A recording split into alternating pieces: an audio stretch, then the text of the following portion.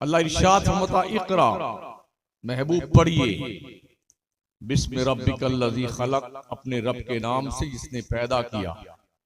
खलकल इंसान मिन अलक, जिसने इंसान को खून की फटक से बनाया। इक़रा व रब्बुकल अकरमुल्लज़ी अल्लमा बिल कलम, पढ़िए, आपका रब ही इज्जत वाला है, मुकर्रम है, बुजुर्ग व बरतर है,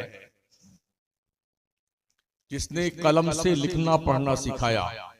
अल्लमल इंसान मालम यालम, जिसने इंसान को वो कुछ सिखाया जो इंसान नहीं जानता था। हमारे नबी उम्मी थे, किसी से हमारे आका ने पढ़ा नहीं था। एक उम्मी को पढ़ने का हुक्म देना एक अजीब सी बात लगती है, क्योंकि मुखातब तो पैगंबर थे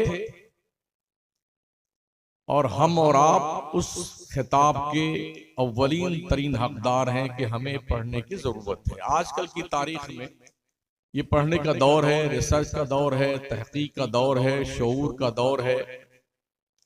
जिस इंसान में इल्म नहीं वो इंसान नहीं, जानवर है। जिस घर में इल्म नहीं वो घर नहीं, मुर्गी का दरबा है। जिस मुल्क में इल्म नहीं वो मुल्क नहीं, जंगली जानवरों का एक बेहतरीन सा जंगल है जिसमें हजरत इंसान रहते हैं।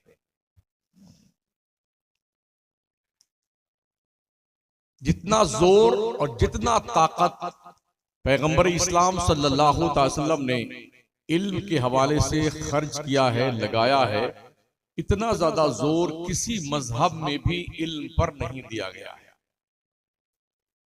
क्या यह ताज्जुब की बात नहीं है, जिस कौम के मजहबी किताब का आगाज पढ़ने लिखने से हो रहा है, वो कौम आज की तारीख में रूए जमीन पर 2% पढ़ी लिखी है।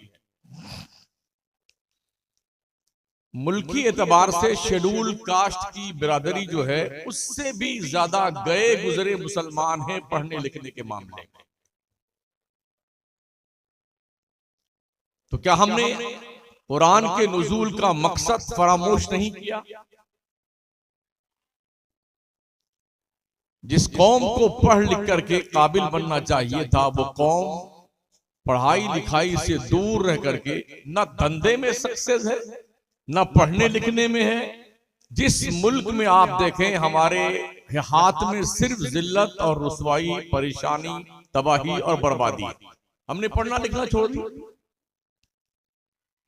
एक वो दौर था जिस वक्त तकरीबन दुनिया के 3 बर्रे आजम पर मुसलमान हुकूमत करता था। आज की तारीख में बनामे मुस्लिम 57 मुल्कों पे मुसलमान हुकूमत तो करता है, मगर उन सारे मुसलमानों के नाक में नकेल जो डाली हुई है वो यहूदियत की है और ईसाइयत की है। और जिस मुल्क में हम बसते हैं, कभी अखंड भारत हुआ करता था, 800 साल तक इस मुल्क की बागडोर मुसलमानों के हाथ में थी। लेकिन देश के बिरादरान वतन कितने चालाक थे कि 800 साल गुजरने के बाद भी अपनी तहजीब को बचा कर रह गए। अपना मजहब को उन्होंने बदलने नहीं दिया। 800 साल का जमाना बहुत होता है। मुसलमान 200 साल में बदल जाता है, तहजीब बदल देता है, शऊर बदल देता है, रंग बदल देता है, चेहरा बदल देता है। क्या नहीं बदला मुसलमान? कंपेयर कीजिए आप अपनी तहजीब का और गैरों की तहजीब का।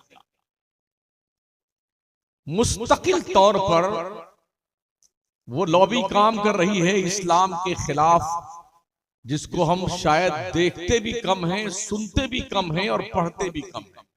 इसलिए कि हमारे पास इतने सारे काम हैं, इतने सारे काम हैं। अल्लाह के फजल करम से हिंदुस्तान भर में साल भर में कई लाख जलसे होते होंगे हमारे सुन्नियों के, कई लाख। बड़ी तकरीरें भी माशाल्लाह होती हैं। मगर अगर इस जलसे के तनाजुर में हमारी कौम से पूछ लिया जाए, इतने साल से आप जलसे करते हैं, सही ढंग से आप नमाज के मसले तो मुझे बता दें, मैं समझता हूं कि शायद कुछ परसेंट मिलेंगे जिनको ये पता हो कि नमाज कैसे पढ़ी जाए। ये थोड़ी तल्ख हकीकत है, शायद हजम ना हो आप, पर सच्चाई यही है। हमें नारा लगाना तो जरूर आया है, तो कम से कम 1 दर्जन 1.5 दर्जन नारे हम लगाते हैं, तब जाके हमारे दिल को थोड़ा चैन मिलता। माशाल्लाह अब बना ना मामला, जब हम 12, 14, 15 नारे लगा रहे थे तब। अल्लाह ने आंखें दी है ना, शऊर दिया है, अक्ल से नवाजा है और आपको मंदबुद्धि का नहीं बनाया है। तो कम से कम हमने सुना है बुजुर्गों से, खरबूजा देख कर रंग पकड़ता है, मगर हम कैसे खरबूजा हैं, रंग देखते भी हैं और अपना रंग बदलना भी नहीं चाहते हैं। एक वक्त वो था जब दुनिया में सिर्फ ईसाई, यहूदी और पंडित लोग ही इल्म हासिल करते थे, किसी दूसरे को इल्म हासिल करने का हक नहीं था। मुल्क में हमारे 5वीं क्लास तक कोई भी आदमी पढ़ सकता था, और जो फॉर्मूला बनाकर तैयार किया गया उसमें भी 5वीं क्लास तक पढ़ने का ही अधिकार दिया गया है। बकिया उच्च स्तरीय पे तालीम हासिल करने का हक सिर्फ उन कास्ट के लोगों का है जो हाई फाई लोग हैं, पंडित लोग हैं और बड़े स्थान पे बैठे, वही पढ़ सकते हैं। यहूदी भी यही चाहता कोई इल्म हासिल न करे, पादरियों ने भी यही फरमान जारी किया। और जिस वक्त उन्होंने ये फैसला सादिर किया कि कोई भी औरत पाक इंजील को हाथ नहीं लगा सकती है, इसलिए कि औरत सर से पैर तक नापाक होती है, ये उस मजहब के लोग कहते हैं जिस मजहब के लोग आज की तारीख में पूरी दुनिया में औरतों के हुकूक की लड़ाई लड़ रहे हैं। ये उन पागलों का कॉन्सेप्ट था कि औरत नापाक होती है ईसाइयों का, और औरत इंजील को छू नहीं सकती है। जिस जमाने में ये कानून प्रचार प्रसार की मंजिल में था, उसी जमाने में करतबा के जामा मस्जिद के बगल के मोहल्ले में तकरीबन 170 मुस्लिम बच्चियों ने अपने कलमी नुस्खा से कुरान शरीफ लिख करके तैयार किया। ये एजाज अल्लाह करीम ने मुसलमानों को अता फरमाया है कि इल्म कोई सीख नहीं सकता था, मगर हमारे पैगंबर ने इल्म को पानी से ज्यादा सस्ता कर दिया, हवा से ज्यादा सस्ता कर दिया। और सस्ता ऐसे किया, सबसे पहला मदरसा दार अरकम कायम किया गया मक्के की सरजमीन पर। उस मदरसे के मुहतमिम का नाम था हजरत अबू बकर सिद्दीक, और पहले मुदर्रिस का नाम था मोहम्मदुर रसूलुल्लाह। मुझे खुशी हुई है सुन करके, लॉकडाउन जैसे हालात से 2-4 रहने के बाद भी अल्लामा शहीदुर रहमान मिसबाही साहब, उनकी टीम ने 6000 रुपए बचा लिए। ऐसे ही आदमी होने की जरूरत है, अगर हालात से जूझना पड़ जाए तब भी कुछ पैसे तो बचा लिए जाते हैं। माशाल्लाह उन्होंने कोशिश की, 6000 रुपए कुछ बताया है, वो बताया उन्होंने मदरसे के फंड में। तो उस पहले मदरसे में जानते हो पढ़ने का मिजाज क्या था? ऐसा नहीं कि ऊंचा नीचा छोटा बड़ा हो। जिस मदरसे में हजरत उमर पढ़ते थे उसी मदरसे में हजरत बिलाल पढ़ते थे, जिस मदरसे में हजरत उस्मान पढ़ते थे उसी मदरसे में सुहैब रूमी पढ़ते थे, जिस मदरसे में हजरत सरकार मौला अली पढ़ते थे उसी मदरसे में अस्हाबे सुफ़ा की चबूतरे पे सलमान फारसी भी पढ़ते थे। इतना आसान कर दिया इल्म को, इतना आसान कर दिया, हर शख्स की दस्तरस में इल्म आ गया। और यहां तक आका ने फरमाया तलबुल इल्म फरीदतुन अला कुल्li मुस्लिम व मुस्लिमा, इल्म की तलाश हर मुसलमान मर्द और औरत पर फर्ज है। हमारे यहाँ थोड़ा जुल्म किया गया है बच्चियों पे, औरतों पे, गुज़िश्ता कई सालों में। बच्चों को तो पढ़ाया गया, बच्चियों पे पढ़ने पे ध्यान नहीं दिया गया। नतीजा ये हुआ मुसलमानों का एक तबका जो औरतों का है काफी हद तक जाहिल रह गया, जबकि होना यह चाहिए था एक लड़का अगर पढ़ता है तो अकेला क्वालिफाइड बनता है, और एक लड़की अगर पढ़ती है तो खुद भी क्वालिफाइड बनती है और उसके खानदान के जितने लोग हैं उसका असर उन पर भी मुरतब होता है, और उस शहजादी की गोद में जितने बच्चे परवान चढ़ेंगे ना उसका असर उन बच्चों पर भी मुरतब होगा। लेकिन गुज़िश्ता कई सालों में हमारी जमात ने खासकर इसमें तसाहुली बरती है, अहले सुन्नत वल जमात। हमारे यहाँ फतवों की ज्यादा अहमियत है। लोग कलम लिए बैठे रहते हैं, कैसे कोई बोले ये फला हो गया, खत्म कहानी, ये गया काम से। इसकी ज्यादा अहमियत हमारे यहाँ। और जब से ये मुरासलाती कोर्स चालू हो गया है ना, घर बैठे मुफ्ती बन जाओ, इन फतवों की बाज़ाब्ता तौर पर एक मार्केट लग गई है, और लोग इतने परेशान हो गए इस फतवों से कि लोग दूर भागते हैं मुफ्तियाने किराम और मौलाना लोगों से। कभी वो दौर था जब किसी के खिलाफ फतवा आता था ना तो पूरा मोहल्ला सन्न हो जाता था, और यार उसके खिलाफ फतवा आ गया। अब रोज फतवे आप झाड़ते रहिए, कोई घास नहीं डालता। कहीं ना कहीं हम फॉल्ट हैं, हम माइनस पोजीशन में हैं। हमें बैठ करके सर जोड़ के इस पे रिसर्च करने की जरूरत है। हमने खामी कहां है, हमारी गलती कहां पर है, हम फॉल्ट कहां पे है, उसको सीधा करने की जरूरत है, उसे ठीक करने की जरूरत है। आका फरमाते हैं नाअहल को इल्म देना ऐसा ही है जैसे कि खिंजीर के गले में मोती और सोने और हीरे जवाहरात का हार पहना दिया जाए। नाअहल को हमने कुरान को क्या समझा है, कोई मर गया ना तो बस उसकी बख्शवाने के लिए ओहो लाइन। हजरत ने फरमाया ना कुरान खानी के जरिए से कितनी आमदनी हुई है, कुछ हजार का वो भी विश्लेषण किया गया। कुरान खानी से इतनी आमदनी हुई, गोया हमारी कौम सिर्फ इतना जानती है कोई मर जाए तो उसको बख्शवाने ही के लिए कुरान आया हुआ है। जी नहीं, कुरान की तशरीफ आवरी का मकसद तुम्हारे मुर्दों की बख्शिश करवाना नहीं है। कुरान इसलिए नाजिल किया गया है इन हाज़ल कुरान यहदी लिल्लती ही अक़वम, बेशक कुरान उतारा गया है इस मकसद के लिए ताकि पूरी दुनिया की कौमों को हिदायत का रास्ता बताएं। ये कुरान इसलिए आया है। और हमने क्या किया है, इसको ऐसा बांध करके जुज़दान में लपेट करके ऊपर वाले ताक पे रख देंगे, फिर रमजान शरीफ का चांद निकलेगा तो उतारेंगे तो 2 इंच की मिट्टी जमी होगी उस पर, और झाड़ पोंछ करके पुंतरमा मरता इतना मरता यहाँ चूमेंगे, यहाँ लगाएंगे, सर पे रखेंगे, सीने पे लगाएंगे। भाई साहब इससे बेहतर था कि आप रोज कुरान पढ़ते।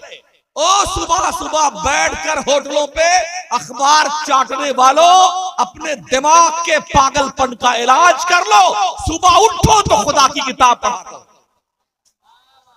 कुरान की तिलावत किया करो, अल्लाह की दहलीज से करम पे दस्तक दिया करो। ये वो पाकीज़ा किताब है जो बार बार पढ़ी जाने वाली है। ये किताब आपकी रहनुमाई के लिए आई हुई है, तुम्हारे मुर्दों की बख्शिश के लिए नहीं आई हुई है। और अगर किसी मदरसे वाले ने ये कह दिया जनाब अभी पढ़ाई का टाइम है, छुट्टी के टाइम हम कुरान खानी करवा देंगे, तो जानते हो सेठ साहब क्या कहते हैं, अच्छा अब आना चंदा बताएंगे आपको, धौंस देते हैं, धौंस देते हैं, चंदे का धौंस देते हैं। शुक्र मनाओ ये उलमा मेहनत कर रहे हैं, मेहनत। ये जो आज दाढ़ी बची हुई है ना, ये मदरसों की देन है। ये चेहरों पे पेशानी पे सजदों का वकार है, ये मदरसों की देन है। दिल में कलमे की रोशनी है, ये मदरसों की देन है। सरों पे अमामे सजे हैं, ये मदरसों की देन है। मस्जिदों के मीनारों से अजान की आवाज आती है, ये मदरसों की देन है। मेंबरों पे खुतबे हो रहे हैं, ये मदरसों की देन है। अगर ये मदरसे ना होते दुनिया चाट जाती पूरी मुस्लिम कौम को, पता नहीं चलता कहां गया। कदर कीजिए इन मदरसों, बड़ी पैनी नजर है मदरसों पे। इतनी जांच बिठा दी गई है, कागजात कैसे हैं, जमीन कैसी है मदरसे की, जायदाद कैसी है, मौलाना के कागजात कैसे हैं, नियुक्ति कैसे हुई है, प्रमाण पत्र दिखाइए, ये दिखाइए, वो दिखाइए, ऐसा लाइन पे लगा दिया गया है। इसी में घूमते रहे मौलाना लोग। जो वक्त हमारे कौम के बच्चों की तालीम पे खर्च होना चाहिए, मदरसे का मुदर्रिस साल के 365 दिन में से आधा दिन यानी कि आधा साल कागज दुरुस्त कराने पे लगा हुआ है। वो मदरसे जिनकी कंडीशन ये है, कहीं की कहीं का रोड़ा, बान मतीने कुंभा जोड़ा। थोड़ा ठीक ठाक है मदरसा ये किसी हद तक। मैं थोड़ा रात में आया, देर मुझे हो गई और रात ही में चला जाऊंगा, इसलिए जियारत मुकम्मल नहीं फरमा सका मदरसे की।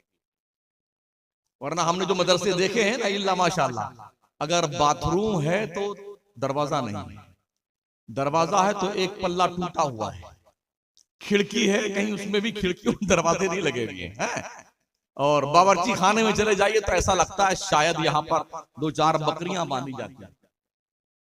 मैं मुशाहदा पेश कर रहा हूं।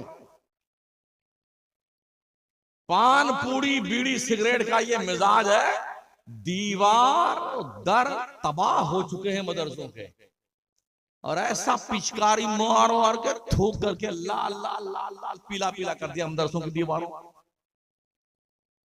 क्या हो गया हमारी? अब तहारत निस्फुल ईमान, पाकीज़गी ईमान का आधा हिस्सा है। अगर हम अपने बच्चों को यही नहीं सिखा सके कि पाकीज़गी क्या है, तो आगे हमको और क्या सिखाएंगे बच्चों को? ये सोचने का विषय हमारी इस बिरादरी के लिए है, जो मेंबर नूर पे रौनक अफरोज इस बिरादरी के, और आपके लिए भी ये सोचने का विषय है, जो दिन भर पान पूछते रहते हो ना भेड़ बकरी की तरह, थोड़ा कम कर दो, सेहत के लिए नुकसानदेह। हमारी कौम अगर अपने फालतू इखराजात पे कंट्रोल कर ले, हमें किसी भी हुकूमत से भीख मांगने की जरूरत नहीं है। एक आदमी फजूल खर्ची पर डे जो करता है ना, कम से कम हम 25 रुपए मानते हैं, बिल्कुल कम से कम। बंबई जैसे शहर में एक एक आदमी कम से कम 50-50 पान खा जाता है, 50-50 पान। जब हम वार्डन रोड साइड में गए तो मालूम ये हुआ वहां 1500 रुपए का एक एक पान लोग खाते हैं, 1500 रुपए का। अरे मुंह तो ही लाल करना है बेवकूफों की तरह, इसके लिए तुम 1500 रुपए का पान खाते हो। अगर हर मुसलमान 10 रुपए के हिसाब से पर डे माइनस कर दे अपने फजूल खर्ची में, तो 37 करोड़ मुस्लिम आबादी पूरे मुल्क हिंदुस्तान में है मुसलमानों की। 37 करोड़ में से आप 15 करोड़ को मान लीजिए, 10 रुपए पर डे पर हेड कम करे, इसको आप मल्टीप्लाई कीजिए कितने करोड़ रुपए मुसलमान बचा सकता है। और हर साल कम से कम पूरे मुल्क में 29 स्टेट में एक एक यूनिवर्सिटी बना सकता है। मगर क्या कीजिएगा, हमारा शौक चर्राता है ना, पान खाने का, पूड़ी खाने का, बीड़ी पीने का, सिगरेट पीने का, तंबाकू खाने का है। और मुंह देखिए तो बिल्कुल ऐसा लगता है कि पूरा वो गलदार बना हुआ। माफ कीजिएगा, बड़े कड़वे अल्फाज मेरे पास में, और माफ नहीं करेगा मेरा कुछ बिगाड़ नहीं सकते आप। यही करेंगे, अगले साल नहीं बुलाएंगे, हमको फिर आने का शौक भी नहीं चर्राता है। क्या आप मुझे फिर बुलाइए? बंद कीजिए ये फुकरिया गिरदारी का काम, पैसे बचाइए, अपने बच्चों को पढ़ाइए, कम खाइए, बच्चों को पढ़ाइए। अगर नहीं पढ़ेंगे दुनिया पैरों तले रौंद कर रख देगी। आप है किस चक्कर में? ये प्लान बनाया जा चुका है। पार्लियामेंट विधानसभा में हमारी मौत के प्लान पास किए जाते हैं, वहां आपका कोई बंदा नहीं। उससे हट करके आप अपना सर्वे कीजिए, जायजा लीजिए, आप कुछ नहीं। हर शख्स रो रहा है। जब दीन की बारी आती है ना, तो इतना रोता, कसम खुदा की ईमानदार, अरे धंधा नहीं चल रहा है, बड़ी परेशानी है, बड़ी मजबूरी है। और कहीं कव्वाली हो जाए ना, तब इनकी मालदारी देखिए कैसे चर्राती बेटों। कहीं नाच हो जाए, नौटंकी हो जाए, देखे कितना पैसा मुंबई से लौटता है तो नई नई गड्डियां लेके आता है, धरे बेटा जेब में, और यूं उड़ाता है कव्वाला कव्वाल पर। वही पगला मरदूद खबीस, जब मदरसे का मामला आया तो 5 रुपया उसकी जेब से नहीं निकलता है। लेकिन जब जहां पर बेईमानी, बदमाशी, अय्याशी, बेहया औरतों पे खर्च करने की बात आए, उन मजनून लोगों पे जो दीवाने और पागल की तरह कव्वाली गाते रहते हैं, उन पे खर्च करने की बारी आती है, तो हमारा मुसलमान सीना फाड़ करके खर्च करता है साहब पैसा। अरे किसी के बाप का तो है बेटा, तेरे ही बाप का तेरे ही बाप का है, पर ये तो सोच ले कहां खर्च कर रहा है, कहां। यहाँ खर्च करेगा मदरसे में, मस्जिद में, तो तेरे बाप की कब्र भी रोशन होगी और तेरा थोपड़ा भी रोशन हो जाएगा। और यहाँ नहीं खर्च करेगा ना, ऐसा जलील किया जाएगा शक्ल पहचानने में नहीं आएगी। खर्च वहां पैसे कर जहां पर अल्लाह उसका बदला देने पे आए, तो तेरा दामन संभाल ना सके, इतना अल्लाह इनाम देता बंदे को। खर्च वहां किया कर पैसे। शादियों पे खर्चा बंद कर दो मुसलमानों। बिल्कुल बड़ी शीन वाली शादी को छोटी वाली सीन कर दीजिए, एकदम सादी सादी, कुछ ना लेना ना देना। मस्जिद में बैठो, 5 आदमी बैठ जाओ, सुन्नत के मुताबिक निकाह, अपने अपने घर जाओ। अगर ये उसूल बना लिया जाए, खरबों रुपए मुसलमानों के इस तरह बला और भेंट चढ़ने से बच जाएंगे और कौम का भविष्य रोशन हो सकता है इससे। फिर तो किसी मुसलमान के चाहे 10 बच्चियां पैदा हो, क्या फर्क पड़ता है यार। लेकिन कौम के दरिंदे और भेड़िए सफेद पोश जो अपने बच्चों का रिश्ता ढूंढने निकलते हैं ना, तो तलाश करते हैं कि मोटका आदमी कौन सा है। बैंक बैलेंस चेक करो, कहां से 4 व्हीलर मिलेगी, कहां से वो मोटकी वाली फटफटिया मिलेगी, कहां से कैश कितने पैसे मिलेंगे। 500 बाराती आएंगे और मंगतों की एक टीम होती दूल्हा के साथ में। एक तो दूल्हा महोदय होते हैं और 4-5 इधर बैठते हैं, शहबाला उन्हें कहते हैं, 4-5 इधर बैठते हैं। मतलब ये स्पेशल मंगते होते हैं, भिखारी कहीं के। बोले ये चाहिए वो चाहिए, ऐसे तो बेटा आ गया बारात लेकर के, क्या शान से कमरिया में बांधे तलवार। तो कहीं सुना था मैंने, वो बड़ा मचलता हुआ 4 व्हीलर पे वो पहन करके हार बार, माशाल्लाह क्या खुशबू में लद के आता है। और पहुंचते ही ना बेटा क्या करता है, पानी भी पी रहा है, बर्फी भी खा रहा है और थम्स अप भी पी रहा है। लेकिन जब खाना खाने का वक्त आता है ना, तो ललका रुमाल लेके ऐसे बैठता है, मुंह पे थोप करके, जैसे गूंगा बन गया, कम एकदम गूंगा। लोग आएंगे भाई साहब खाना खाने के लिए, अब वो अपनी मंगतों की टीम साथ में रखता है, फिर उठेगा जाएगा, स्पेशल बैठता है, उसके लिए अलग थाली लगाई जाती है दूल्हा महोदय के लिए। अब जब बैठे हैं चुपचाप, अब लोग कहे भाई बिस्मिल्लाह फरमाइए, भाई साहब बिस्मिल्लाह फरमाइए। अबे गुंगवा आप क्या हो गया तेरे को, खाता क्यों नहीं? तो बगल वाले मंगते क्या बारे, दुल्हन के अब्बा को बुलाइए ना, इस मंगते को कुछ लाके दे तो सही, भीख मंगे को। तब लाके मोटरसाइकिल सामने खड़ी की जाती है, फिर भी नहीं खाते हैं। तो उसी में कुछ को बोलते हैं कि जो बगल में बैठे ना, इनको भी थोड़ा टुकड़ा डाल दीजिए मंगतों को। ओ भिखारियों, अगर तुम्हें ऐसे भीख मांगनी है, मेरे खाजा की चौखट पे आ जाओ, लाखों पलते मंगते। मखदूम सिन्ना के आस्थाने में हजारों भिखारी पलते, जा बैठ जा कटोरा लेकर के, मरदूद कहीं का। लड़की वालों भीख मांगता बैठ करके। अल्लाह फरमाता अर्रिजाल कव्वामून अलन निसा, मर्द औरतों पे हाकिम है। हाकिम मंगता नहीं होता, मंगता। और हैरत है हजरत, हैरत।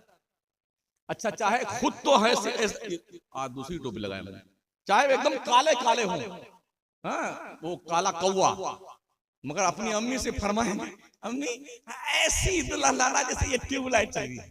जनाब कभी चेहरे ज़ेबा की ज़ियारत फरमाएंगे, एक आंख छोटी और एक आंख बड़ी है जनाब की, और दुल्हन चाहिए बिल्कुल ट्यूबलाइट चाहिए। काले कौवे साहब ज़ियारत फरमा ले अपने उसके ज़ेबा की। मज़हब मुहज़्ज़ब में इमाम आज़म अबू हनीफा का मसले कफात मौजूद है। कुफू देखा जाए, अच्छे पढ़े लिखे लड़के की शादी घसियालन से मत कर देना, और अच्छी पढ़ी लिखी बच्ची की शादी भैंस चराने वाले बाबू से मत कर देना। देख लेना तालीम का मेरा, ये बड़े गड़बड़ी चल रही है आजकल की तारीख में। अगर ऐसा हुआ ना तो झगड़े रोज होंगे, एकदम लोग डेफिनेट मारपीट। इमाम आमश रज़ियल्लाहु ताला अन्हु, जो हमारे इमाम आज़म अबू हनीफा के उस्ताद गिरामी कदर लगते हैं, उनकी किस्मत देखिए। आप खुद तो एकदम काले थे गिलाफे काबा की तरह, और बेगम उनकी इतनी खूबसूरत थी माशाल्लाह ट्यूबलाइट की तरह। 3 बच्चे हो गए, मगर पहली रात से लड़ाई शुरू हुई तो 3 बच्चों तक चलती रही। बेगम इसलिए लड़ती थी, आप गोरे नहीं है काले हैं, मैं गोरी हूं। जंग चलती रही चलती रही चलती रही। 3 बच्चे हो जाने के बाद भी एक दिन कुछ टुनपुन और हो गया ज्यादा, तो बेगम ने कसम खा ली, कसम खुदा की आज रात तेरे से बात नहीं करूंगी। कुछ जोश इनको भी चढ़ा हुआ था, कहा अगर तूने आज बात ना करी ना तो तेरे को 3 तलाक। हमारे यहां भी बेटे कर दे, जैसे किसी गुस्सा आया ना बेगम 303 3 गोली मार लेते हैं, तब क्या कहते हैं, इमाम साहब पास आएंगे, मुफ्ती साहब पास आएंगे, पीर साहब के पास, हजरत वो मैंने यूं नहीं कहा था, अरे मैंने यूं कह दिया था, गुस्से में कह दिया था। तो खुशी होकर कोई तलाक देता है क्या?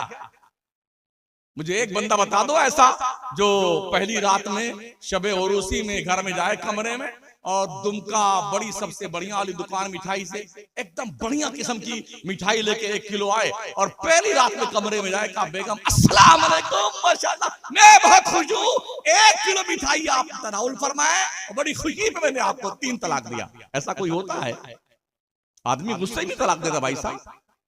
मगर जब तलाक देने की बारी आती है, अगर कोई 1 गोली से मर जाता है तो 2 गोलियां और क्यों खराब करते हो? इकट्ठे 3 गोली क्यों मारते हो यार? 2 बचा लो ताकि गुंजाइश तो रहे। जब मुफ्ती साहब बताएंगे इसकी प्रक्रिया यूं और यूं और यूं है, अच्छा ऐसा हजरत कोई रास्ता निकालिए ना।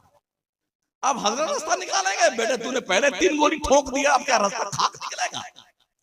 इसलिए तलाक बिला शुबहा देना जायज है बवक्ते जरूरत, मगर ये सुन लो इन्ना अबग़ज़ल्लाहिल हलाल तलाक, हलाल चीजों में से सबसे नापसंदीदा चीज अल्लाह के नजदीक तलाक है।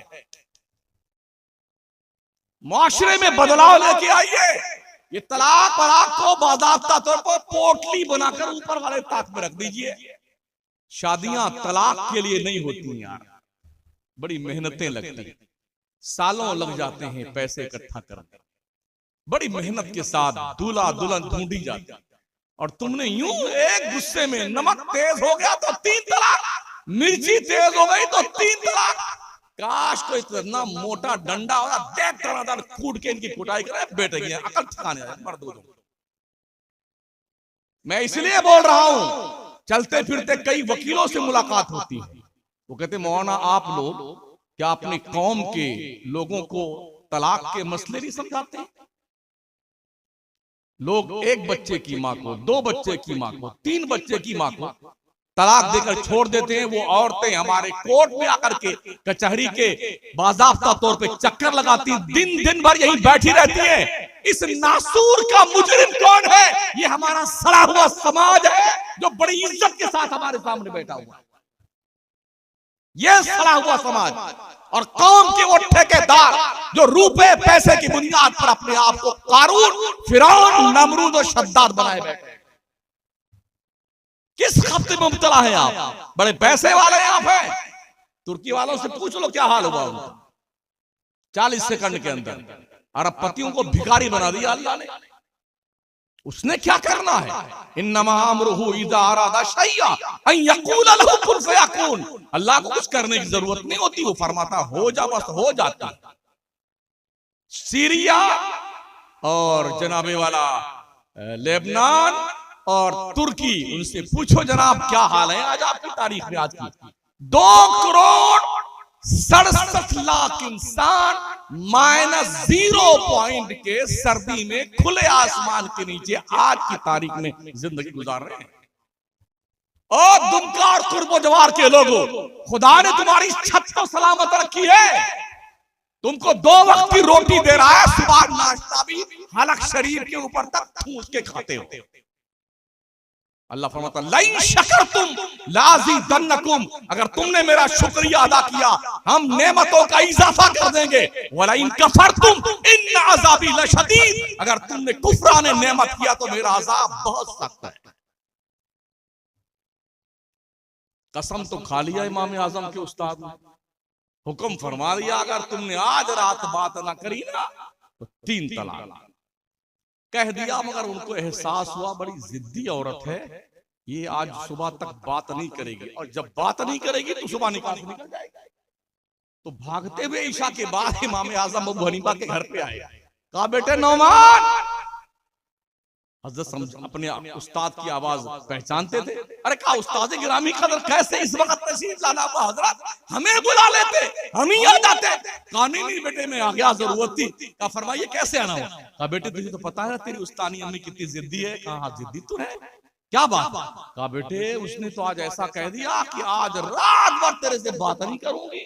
कहा फिर क्या हुआ। कहा मैंने भी कह दिया बेटा अगर बात नहीं करेगी तो 3 तलाक। हजरत ने फरमाया कोई बात। अरे क्या कोई बात नहीं बेटे, बच्चे हमारे कहाँ जाएंगे, 3 बच्चे हैं, पढ़ाएंगे कि बच्चों को पालेंगे बैठ जाके। कुछ कर नौमान, कुछ कर बेटे। अच्छा ठीक है हजरत। मस्जिद के मुअज्जिन को बुलाया। कहा देख मुअज्जिन साहब आज जो है ना फजर की अजान 1 घंटा पहले लगानी तुम्हारे, लगा देंगे वक्त होने से 1 घंटा पहले लगा दें अजान। का लगा देंगे। कहा जाइए हजरत सो जाइए। वो चले रवाना हुए अपने घर की तरफ। कुछ दूर गए फिर पलट गए। अरे बेटा नौमान वो मुअज्जिन को बोल देना सो न जाए, उसे याद दिला देना सो न जाए।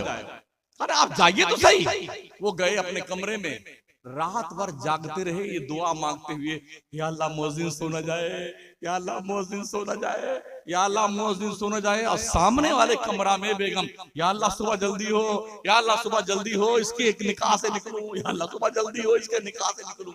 जैसे ही मुअज्जिन ने अजान लगाई ना, झट से कमरे से बाहर निकली बेगम, अपने शौहरे नामदार के कमरे के सामने, अल्हम्दुलिल्लाह आज मैं तेरे निकाह से निकल गई। हजरत खड़े हुए, फरमाया अल्हम्दुलिल्लाह 1 घंटे पहले अजान लगा दी, कहां जाएगी तू, जाके बता। अगर वो रात गुजर जाती तो काम से निकली हुई थी ना, मगर ये दिमाग मेरे इमाम का, हमने इमाम आजम यूं ही नहीं मारा है उनको, हमने उन्हें अपना पेशवा यूं ही नहीं मारा है। जितने मुहद्दिस जितने फकीह दुनिया में हैं वो हमारे इमाम सरकार नौमान बिन साबित के दस्तरखान से टुकड़े चुनकर खा के पले हैं। समझ रहे हैं? तो ये है मसला मुहज़्ज़ब। आप मसले कुफू पे गौर कीजिए। जो लड़कियां ठीक पढ़ लिख आए हैं तो उनके रिश्ते उसी हिसाब से देखा करें। इसी के साथ ये अर्ज कर दूं मैं, हमारे 14% मुस्लिम बच्चे स्टूडेंट तकरीबन 12वीं पास करते करते ड्रॉप आउट कर जाते हैं। लड़कियां थोड़ी मेहनत करती, कुछ आगे निकल जाती हैं। तो भाई साहब तो अब कमाने लगे, पैसा कमा कमा करके बहन को पढ़ाते हैं। दिल्ली अकेले पढ़ रही है बिटिया, पंचगनी पढ़ रही है, कोटा पढ़ रही है। शेयरिंग बेस पे कमरे होते हैं, 1 लड़की है 3 लड़के, 2 लड़कियां हैं 4 लड़के कमरे में। क्या ख्याल है आपका? नबी के फरमान की रोशनी में कुछ महसूस कर सकते हैं? अगर 2 अजनबी, एक अजनबी और अजनबिया गैर महरम एक कमरे में बैठे हों अकेले, तो तीसरा उनमें शैतान हो। ये हो रहा है आज की तारीख। शेयरिंग बेस पे कमरे ली जाते हैं। हालात इतने खराब हैं जिसे हम बयान नहीं कर सकते हैं। चलते फिरते सब देखने का इत्तेफाक होता है। जब भ्रमण पे निकलते हैं ना लड़के लड़कियां, स्कूल से कहीं टहलने जा रहे हैं, घूमने जा रहे हैं बेटे, कोई कश्मीर कोई कुल्लू मनाली, तो उस दिन वो मादर पिदर आजाद होते हैं, इंसानों के जुमरे से बाहर निकल के जानवर बन जाते हैं। जो कुछ करते हैं वो देखा नहीं जाता। अभी एक डॉक्टर साहब की तस्वीर वायरल हुई जिन्होंने पूरी कमाई लगा दी अपनी गुड़िया के पढ़ाने पे। डॉक्टर वो बन गई क्योंकि पढ़ते पढ़ते लेवल उसका इतना ऊंचा हो गया बच्ची का, जब उस मेयार पे कैरियर बना के यहाँ पहुंची तो अपने कौम में जब दूल्हा तलाश करने की बारी आए तो बौने दूल्हा नजर आए। 10वीं पास, 12वीं पास, 13वीं फेल, 14वीं फेल। तो इस मेयार का दूल्हा न मिलने की बुनियाद पर जो मेयार का अदर कास्ट में मिलता है उसके साथ रवाना। वो मोहतरमा रवाना हो गई। अभी कोई 15-20 दिन पहले की बात है। डॉक्टर साहब उन्होंने रिपोर्ट लिखवाई। जब रिपोर्ट लिखवाई तो पुलिस थाने में बाज़ाब्ता पेशी हुई। वो लड़की भी अपने दूल्हा के साथ आई, नॉन मुस्लिम कम्युनिटी के साथ में, और ये अब्बा हुजूर और अम्मी जान तशरीफ ले गए थाने में। अब वो हाथ पैर जोड़ रहे हैं, बोसे ले रहे हैं बेटी के पेशानी के, रोए जा रहे हैं दोनों आंखें। अरे बेटी मान जा, खाक मानेंगे। उस बेटी ने बड़े सख्त अल्फाज के साथ बाप को धुतकार दिया। पूरी जिंदगी कमाई लगा देने वाला बाप अपनी बेटी पर, ये क्यों हुआ? इसलिए हुआ कि उसने अपनी बेटी को खातून जन्नत फातिमा ज़हरा का किरदार नहीं पाया। काश ऐसा हो कि हमारा हर मुसलमान बचपन से ही अपने बच्चों और बच्चियों को किरदार फातिमी और किरदार हुसैनी पढ़ाए, ताकि किसी भी डिपार्टमेंट में जाने के बाद उसे अपनी गैरत का एहसास रहे कि मैं मुसलमान हूं। ये वक्त की शदीद जरूरत है जो कॉलेज और यूनिवर्सिटी में आज की तारीख में हो रहा है। मदरसे में तो 5% बच्चे पढ़ने आते हैं, 95% बच्चे कॉलेज पढ़ते हैं, बच्चियां कॉलेज पढ़ती हैं और यूनिवर्सिटी में पढ़ती हैं। मैं पूछ सकता हूं दुमका के लोगों, इस शहर में या पूरे जिले में आपके कोई मुस्लिम कॉलेज है? बोलो बोलो, कोई मुस्लिम कॉलेज है आपके पास? शादी हॉल बनाने वालों, शादियों पे करोड़ों रुपए बर्बाद करने वालों, अपनी ऐश परस्ती के महल सजाने वालों, अपने आप को तामीर के हवाले से हाई फाई बनाने वालों, कौम की बच्ची अगर कहीं से इस तरह से माइनस कैरेक्टर लूज बनती है तो सिर्फ मेरी इज्जत नहीं जाएगी, पूरी मुस्लिम कौम की इज्जत जाएगी। क्या सोचा है आपने कि इस कौम की बच्चियों के मुस्तकबिल को रोशनो ताबनाक बनाने के लिए हमारे पास क्या लाहे अमल है? मदरसे में तो हमारे उलमा संभालते जैसे बन पड़ता इनसे। जो ये कर रहे हैं यही बहुत है। तनख्वाह कितनी है? 7,000। इमाम साहब की तनख्वाह कितनी है? 6,000। उस पर भी जरा देखिए दीदा दलेरी कमेटी के सठियाए हुए सेठ की, हाँ मरदूद की, सदर है, सेक्रेटरी है, खजांची। और यार पहले वाले को 5,000 देते थे, आपको 5.5 दे देंगे, तेरे घर का खर्च चलता है बेटे, इतने में पैसे हैं। मौलवी को पैसों से तौलते हो, तुमसे अच्छा बिजनेस करना ये मौलवी जानता है। बाबुल बोयू के हर गोशे शोशे पर नजर होती है बिजनेस किया कैसे जाता है। हम पढ़ते हैं बे सलम क्या है, बे मुजारबत क्या है, बे ताती क्या है, बे मुनक्किद कब होती है, कब फस्ख हो जाती है। हमारे उलमा पढ़ते पढ़ते इसको है। अगर अंगूठा छाप जाहिल कमा करके सठियाया हुआ सेठ बन सकता है तो ये पढ़े लिखे भी कुछ बन सकते हैं कमा करके। लेकिन अगर ये भी यही करने लग जाए ना तो दीन की जिम्मेदारी कौन संभालेगा? दीन की जिम्मेदारी कौन संभालेगा? समझ रहे हैं? लेकिन ऐसा भी मत कीजिए जुल्म के 5,000 की तनख्वाह दिया इमाम साहब को, बेचारा खड़ा होता मुसल्ले पे, या अल्लाह नियत की मैंने 4 रकात फर्ज वक्त ज़ोहर वास्ते, अल्लाह के मुंह में रखा शरीफ, अल्लाहु अकबर। या अल्लाह पेट्रोल 107 रुपए लीटर है, या अल्लाह सरसों की का तेल 200 रुपए लीटर, या अल्लाह अरहर की दाल भी 200 रुपए किलो, या अल्लाह 40 रुपए किलो टमाटर। अल्लाह 3 रकात वाली कभी 4 रकात भांज जाएगा, 4 वाली कभी 2 मीटर का देगा। लोगों इतनी तनख्वाह दो इमामों को, इमाम नियत पा देने के बाद मस्जिद में रहे, बाजार में न जाए। समझ रहे हो? और ये मिल्लत की कश्ती के खेवनहार है। हमें भले आप हल्के में ले लेना, मगर इनको हल्के मत लेना। बड़े वजनी है हमारे ये उलमा, बड़ी मेहनत करते हैं। हम तो खिताब फरमाते हैं, कभी पढ़ाते थे मगर कमेटी वालों की कमीनगी की वजह से छोड़ दिया हमने। हाँ हज़रत, इतना बड़ा दारुल उलूम बनाया ना, किसी का बाप पूरे राजस्थान में बनाया हुआ। 20 बीघा जमीन लेकर के 6 करोड़ की एक बिल्डिंग बनाई है। हाँ 200 हाफिज कारी मौलाना हमने उस शहर में बना दिए। अब वो खुद लड़ते रहते हैं वहां भी देवबंदी से। हमको थोड़ी छुट्टी मिल गई, हम अपना दूसरा काम करते हैं, धंधा पानी भी कर लेते हैं, बिजनेस भी कर लेते हैं, खिताब फरमा लेते हैं। वही बेटे जो अब आगे पीछे हुजूर की कर रहे हैं। हाँ तनख्वाह 13,000 माशाल्लाह हमारी जामा मस्जिद की सबसे बड़ी मस्जिद के इमाम, 13,000 तनख्वाह मेरी। खर्चा मेरा कितना? 30,000 महीने का। तो अब इसका दूसरा ऑप्शन क्या होगा? या तो आदमी चोरी करेगा, या बेईमानी करेगा, या उल्टी सूदी तावीज बनाएगा, काला पीला गुलाबी। ओ मौलाना लोगों, अगर कमेटी के लोग ढंग की तनख्वाह नहीं देते हैं तो तावीज बनाना शुरू कर दो। अगर सेठ साहब नहीं फंसेंगे तो सेठानी जरूर फंसेंगे आकर के। कुछ काला पीला कर देना, 5,000 मांगोगे तो उनका बाप देके जाएगा, 11,000 मांगोगे तो उनका बाप देके जाएगा। अभी पल्ले नहीं पड़ता ना इनके।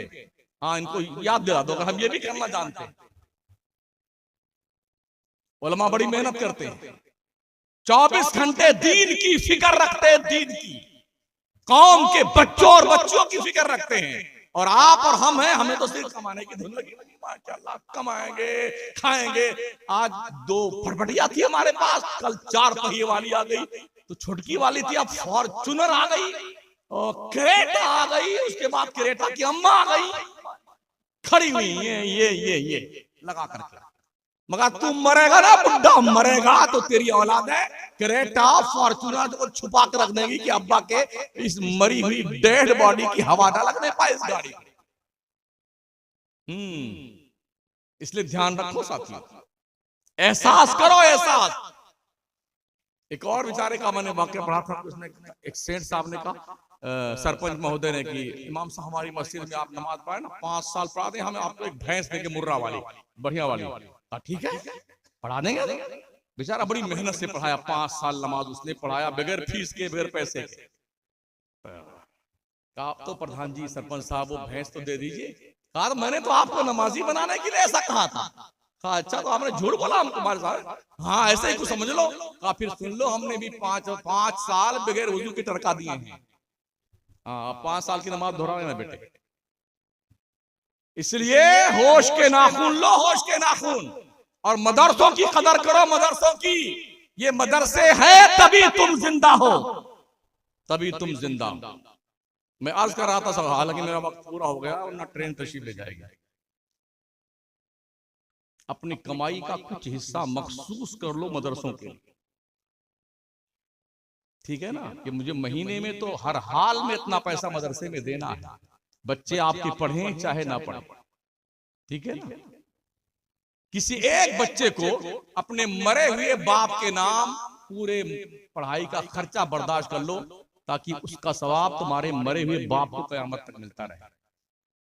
किसी एक मुदर्रिस की तनख्वाह का बोझ बर्दाश्त कर लो। अगर छुट्टे हुए सांड की तरह कमाते खाते हो, टर्राते हो, तो इतना तो कर सकते हो आप, इतना कर सकते हो।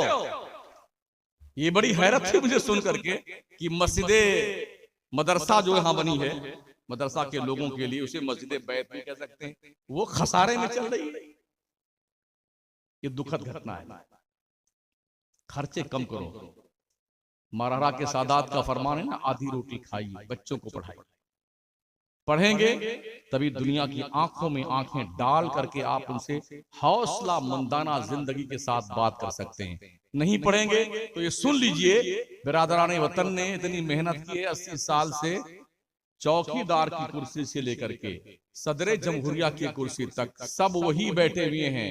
सिलो पॉइजन, खतरनाक किस्म के लोग। जैसे ही मीम की फाइल सामने आती है, यूं साइड में घूमते रहिए आप। मुकद्दर से किसी का सिलेक्शन हो जाए वो अलग बात है, मगर जानबूझ करके शायद वो बार ऐसा हो किसी मुस्लिम कैंडिडेट का सिलेक्शन लोग करें। बड़ी प्लानिंग के साथ ऐसे साइड में मुसलमान बिरादरी किया जा रहा है। उन्हें पता है इस मुसलमान का सबसे बड़ा सरमाया मदरसा है। मदरसा, जिन मुल्कों से मुसलमानों के मदरसे बंद कर दिए गए, उन मुल्कों में इस्लाम नहीं रहा, मुसलमान नहीं रहे। ब्रिटेन दुनिया का तन्हा मुल्क वो है जहां पर पूरा मुल्क नास्तिक हो गया, अधर्मी। हम खुदा को नहीं मानते। पहले मदरसे बंद किए गए, फिर मजहबी तालीमात पे पाबंदी लगाई गई, और आज की तारीख में जो मुझे मालूमात फराहम हुई है, पूरे ब्रिटेन में एक बंदा ऐसा नहीं जिसको खुदा की वहदानियत पर यकीन। क्या करेंगे आप? बॉर्डर के इलाके में आप जाइए, नेपाल की सरहद, पाकिस्तान की सरहद, जो हमारा बीकानेर, घरसाना, गंगानगर और चंडीगढ़, हरियाणा का इलाका है ना, यहाँ कादियानियों ने सुन्नियों को चाट करके खा लिया है। आज की तारीख में हमारा मुकाबला सबसे खतरनाक कादियानियों से है, मगर हम सिर्फ ले वहाबी दे वहाबी पीछे। ये तो मर गए खबीस, इनको साइड में कीजिए, नए सिरे से तैयारी कीजिए। आपका मुकाबला एक ऐसी दुश्मन ताकत से है जो आपके नबी के इस फाइनल मकाम को बाज़ाब्ता तौर पे ज़र्बे कारी लगा करके अपनी नबूवत या अपने नबी का ऐलान कर चुका है। साउथ में जाइए तो औरंगाबाद में अभी एक कुत्ते ने नबूवत का दावा किया है, कुरैशी करके उसका नाम है, शकील कुरैशी। उसने नबूवत का दावा किया। हमने 70 साल में अपनी कौम को हम ये समझाने में सक्षम नहीं रहे, लाखों जलसे करने के बाद, कि खत्म नबूवत का अकीदा क्या है। इसलिए कि हमारे जिस मुकर्रिर को जो तकरीर याद है, चाहे आपको बुखार हो, चाहे जुकाम हो, चाहे खांसी हो, हर दर्द की एक दवा, ये लो जी साहब, ये कुरोसिन कुरोसिन कुरोसिन कुरोसिन कुरोसिन कुरोसिन, मरो चाहे जियो, तुम्हारे ऐसे ऐसे। हमें जो याद है वही हम आपको सुनाएंगे। हमारी कौम के जिम्मेदारों की जिम्मेदारी उलमा की बनती है, कौम क्या चाहती है वो मत दिखाओ इन्हें, कौम को जरूरत किस चीज की है वो बताओ इन्हें। अगर कौम शुगर की मरीज है तो इन्हें थम्स अप मत पिलाइए, वरना ये मर जाएंगे। इस शुगर के मर्ज को दूर करने की कोशिश कीजिए। प्यारे आका सल्लल्लाहु तआला अलैहि वसल्लम की प्यार दीवानों, चलते चलते हर बड़ा छोटे से प्यार करे, हर छोटा अपने बड़ों की इज्जत करे, रकाबत दिल से निकाल दीजिए, नफरत और हसद को तूली लगा के सुलगा के जला दीजिए, और दिल क्लीन कीजिए, दिल एकदम साफ कीजिए दिल। यौमा ला यनफउ मालुन वला बनून इल्ला मन अतल्लाह बिक़ल्बिन सलीम। कयामत में तुम्हारा माल तुम्हें कोई फायदा ना देगा, तुम्हारी औलाद कोई फायदा न देगी। अगर सलामती का दिल लेके जाओगे ना तो अल्लाह तुम्हें बरकतों और रहमतों से नवाजेगा। टटोलो अपने दिल को, दिल सलामत है कि नहीं। ऐसा दिल बनाओ कि दिल के आईने में हो तस्वीरें यार, जब जरा गर्दन झुकाई देख ली। मैंने आज तकरीर नहीं की है, थोड़ी सी तकरार की है, क्योंकि वक्त में इतना गुंजाइश ही नहीं है कि अब एक लफ्ज भी शायद ना बोल सकूं मैं, ठीक है ना। अल्लाह कभी फिर अगर आबो दाना लेके आया यहाँ पर अपने करम से, और वक्त पे गुफ्तगू करने का मौका मिला, तो इंशाअल्लाह ताला आपसे हमसे हासिल बहस करेंगे, हर उस उन्वान पे जिस उन्वान पे आप कहेंगे मुझे बोलने के। हम इमाम भी जामा मस्जिद के अंदर 1 घंटा हर जुमा को तकरीर करते हैं, हमें आप 5 मिनट पहले बता दीजिए इस उन्वान पे बोलना, इंशाअल्लाह हम उसी उन्वान पे बोलेंगे। हम अपने उलमा से बड़े अदब से अर्ज करते हैं, मेहनत कीजिए, चाहे 5 या 2 हदीस ही सुनाइए जुमा के दिन, मगर मुकम्मल तैयारी करने के बाद कौम को इत्मीनान बख्श अंदाज में इनकी आप रहबरी करें, यह आपकी जिम्मेदारी बनती है। अस्तगफिरुल्लाह रब्बी मिन कुल्लि ज़ंबि व अतूबु इलैह, ला इलाहा इल्लल्लाह मुहम्मदुर रसूलुल्लाह। अल्लाह इस गुलशन मोहम्मदी को शादो आबाद रखे, आप सबको खुशहाल रखे, सुन्नी बनाकर रखे, सुन्नियत पे मौत दे, और रसूल रहमत के परचम तले हमारा हाशिर फरमाए। अस्सलामु अलैकुम व रहमतुल्लाह।